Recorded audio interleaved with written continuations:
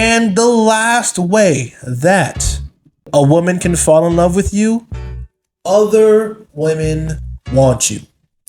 What do I mean? I mean, if she is cognizant of the fact that other women are always on your nuts whenever you go out, it's gonna be very hard for her to feel like she can get rid of you, because she knows that you can replace her faster than she can replace you. If you are the hot commodity, she knows that she has to do whatever is necessary to keep you. She'll become adamant that she is in your life. And this will accelerate her feelings for you and make her work twice as hard to be something serious with you. That is what you want.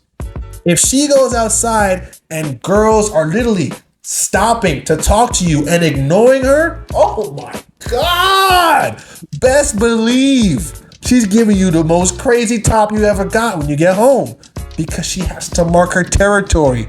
She becomes territorial. He's mine. I want him. I need him, because if I don't stake my claim, he'll replace me. And I don't want to miss out on what every other woman sees in him.